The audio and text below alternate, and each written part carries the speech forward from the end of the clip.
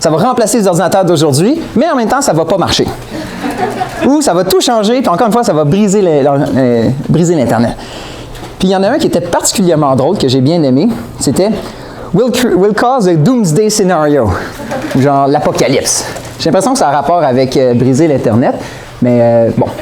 Fait que le mythe, ou du moins ce que je vais vous présenter aujourd'hui, c'est les ordinateurs quantiques vont briser l'Internet. Est-ce que c'est vrai? Est-ce que c'est pas vrai? Je me rends compte qu'il y a quand même certaines choses à comprendre avant d'arriver à comprendre ça. Premièrement, c'est quoi un ordinateur quantique? Deuxièmement, ça veut dire quoi briser l'Internet? Qu'est-ce qui peut être brisé? Comment est-ce qu'un ordinateur quantique peut briser ça? Est-ce que c'est grave? Puis si oui, est-ce qu'il y a des façons de s'en protéger? Fait que c'est comme les questions que je vais essayer de vous répondre aujourd'hui dans le peu de temps que j'ai. Alright. Donc, premièrement, c'est quoi un ordinateur quantique? Bien, la réponse va dépendre de à qui vous posez la question. Si vous demandez la question à un ingénieur, par exemple, il va vous dire qu'un ordinateur quantique, c'est une machine super fragile, c'est pas facile de fabriquer des ordinateurs quantiques, qui est très, très froide, c'est autour du zéro absolu, puis qui coûte cher. Alright. Maintenant, si vous posez la question à un informaticien, il va dire « Ah, l'informatique quantique, c'est cool parce que ça me permet d'écrire des programmes avec des nouvelles règles de programmation qui vont me permettre de faire des programmes qui seraient peut-être plus efficaces pour certains types de tâches. » Ça, c'est le point de vue de l'informaticien, mais il s'en fout de comment on fabrique ça. Puis, si vous posez la question à un physicien, il va se faire un malin plaisir de vous dire « Ah, un ordinateur quantique, c'est une façon qu'on a trouvé d'encrypter de l'information dans des particules quantiques, puis d'utiliser des phénomènes comme la superposition d'états, puis l'intrication pour faire des calculs de façon plus efficace. » Bon, on aime ça parler même les physiciens. Hein? C'est notre côté un peu prétentieux, on aime ça over-compliquer les choses. Mais ne vous en faites pas. Pour aujourd'hui, la seule chose que tu as besoin de savoir, c'est qu'un ordinateur quantique, c'est une nouvelle façon de faire les ordinateurs. Donc ça rapport aux nouvelles règles que je vous parlais tantôt avec l'informaticien, qui serait beaucoup plus puissant que tous ceux qui existent aujourd'hui, comme vos laptops, vos téléphones, ou même les plus gros ordinateurs comme le Mammouth qu'on a à l'université, qui remplissent des pièces au complet. Mais il y a une parenthèse à ça, pour certains types de problèmes. Parce que c'est pas vrai qu'un ordinateur quantique va être plus rapide pour tout ce qu'un ordinateur peut faire aujourd'hui. Juste certains types de problèmes. Puis, vous pouvez un peu deviner que l'encryption informatique, c'est un de ces problèmes-là. Alright. Fait que là, on a fini la partie ordinateur quantique. On va se poser la question, c'est quoi briser l'Internet? Premièrement, qu'est-ce qu'il y a à briser? Donc, ou plus ou moins, qu'est-ce que ça veut dire avoir des communications sécuritaires sur Internet? Parce que quand vous faites un achat sur Amazon ou peu importe, que vous rentrez des données sensibles sur votre ordinateur, vous aimeriez ça que ce n'est pas tout le monde qui a votre numéro de carte de crédit. Il faut l'envoyer à Amazon d'une certaine façon, mais en principe, cette communication-là pourrait être interceptée, mais tu aimerais ça que même si elle est interceptée, la personne ne soit pas capable de lire ton numéro de carte de crédit. Puis comment qu'on fait ça?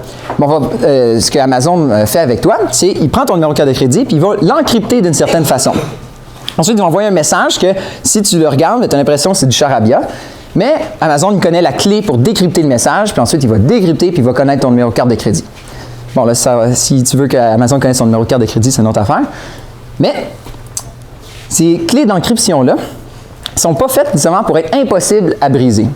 En fait, on aimerait ça, que ce soit impossible à briser, mais ce n'est pas le cas. En réalité, quand tu encodes une information, pour le décrypter, il faut que tu résous un problème qui est très difficile, même pour les plus gros ordinateurs du monde. Puis, ce problème-là est super facile à comprendre. Comme par exemple, si je vous donnais un très gros chiffre comme ça, 7 337 977. Puis je vous disais, pour obtenir ce chiffre-là, moi, ce que j'ai fait, j'ai pris deux nombres premiers, je les ai multipliés ensemble, puis j'ai obtenu ça. C'est quoi ces nombres-là? C'est pas facile à savoir. Il y a un 7 dedans. Bien joué. Ces deux nombres-là, c'était, bon, OK, 3217, 2281. Bref. Puis, en fait, si je vous demandais, pouvez-vous me vérifier que ça donne bien ce chiffre-là? C'est quand même une question plus facile. Tu prends les mêmes règles que tu as appris au primaire pour les multiplications, puis tu finis par l'avoir. Puis ça donne en fait que les ordinateurs, c'est exactement ça qu'ils font. Quand ils veulent multiplier des chiffres, c'est facile pour eux.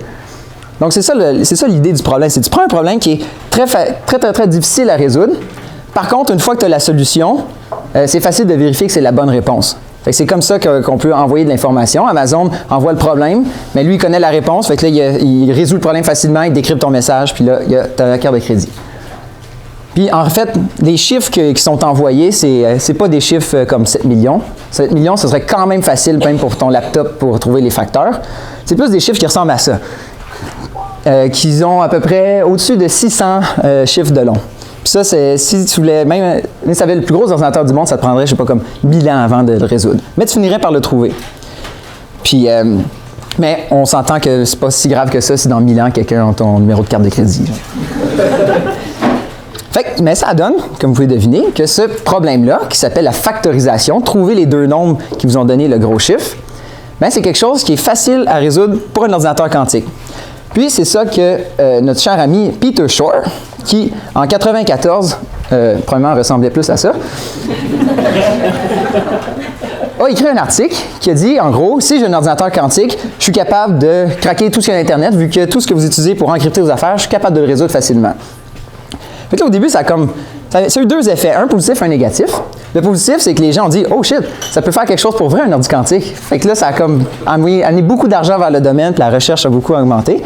Mais de l'autre côté, les gens sont mis à avoir peur. Ils se sont dit « Ben là, ça représente vraiment une menace si jamais il y a des méchants, des pirates quantiques qui finissent par avoir un ordinateur quantique entre leurs mains. » Ben ça, il y a du monde qui se sont dit « OK, ouais, mais avec le rythme à laquelle la recherche avance aujourd'hui, ça va prendre encore quelques décennies avant que quelqu'un ait une machine assez grosse pour décrypter les codes qu'on utilise aujourd'hui sur Internet. » Fait que c'est pas si pire. Mais l'affaire, c'est qu'il faut quand même commencer à y penser maintenant. Parce que tu pourrais t'imaginer qu'il y a un pirate quantique qui maintenant collecte tout plein de données qui sont encryptées, mais qui n'est pas capable de connaître l'information, puis qui attend juste qu'un ordinateur quantique arrive pour décrypter ça, puis ensuite il y aurait plein d'informations. Peut-être que toi, tu t'en fous, en fait, que dans 40 ans, il y a quelqu'un qui a ton numéro de carte de crédit de aujourd'hui. Mais par contre, si tu es genre la CIA qui fait une frappe de drone dans quelque part, mais tu dis pas à personne que c'est toi qui le fais, peut-être que dans 30 ans, ça va encore avoir de l'importance, cette donnée-là. Fait qu'il faut y penser maintenant. Fait que tout ça, ça a un peu motivé l'ouverture d'un nouveau domaine qui s'appelle la cryptographie post-quantique. Donc, c'est trouver des codes d'encryption, qui n'est pas le même problème que je vous ai présenté tantôt, qui sont d'autres problèmes. Là, j'en présente une couple que je ne comprends pas plus vraiment non plus. Mais qui seraient des problèmes qui sont difficiles à résoudre pour un ordinateur classique, mais aussi difficiles à résoudre pour un ordinateur quantique. Donc ça, ce serait des exemples de codes qu'on pourrait utiliser de façon sécuritaire. Sauf que le problème, c'est pas trouver un code qui fonctionne. Le problème, c'est, une fois que tu as trouvé le code, faut que tu le testes. Est-ce qu'il fonctionne pour vrai quand tu l'implémentes genre avec du vrai appareillage? Ensuite, si oui, il faut que tu convainques tout le monde d'utiliser ça. Puis là, ça veut dire qu'il faut que tu changes tous les protocoles d'encryption que toute la planète utilise pour utiliser ton code. Fait que là, ça m'amène à vous présenter un théorème en cryptographie quantique qui est, c'est bien compliqué, vous allez voir, soit X, le nombre d'années avant qu'on ait un ordinateur quantique qui soit assez grand pour briser l'Internet d'aujourd'hui. Y, le temps nécessaire que ça va nous prendre avant d'implémenter une cryptographie quantique à grande échelle. Le théorème dit, si X est plus petit que Y, panique. Mais c'est pas grave, je vais vous rassurer. Déjà aujourd'hui, puis ça fait déjà plusieurs années, il y a par exemple comme la NSA, puis ou le CSE, qui est l'équivalent du NSA canadien, ils travaillent déjà là-dessus. En fait, la NSA dit que d'ici 30 ans, on va utiliser la cryptographie post-quantique à travers le Canada pour les données sensibles et tout. Fait que, pour finir, est-ce que les ordinateurs quantiques vont briser l'Internet? Oui, éventuellement, on ne sait pas quand. Mais il va être possible de se protéger en utilisant des codes de cryptographie post-quantique. Par contre, il faut commencer à y penser dès aujourd'hui pour implémenter ces codes-là. Merci beaucoup.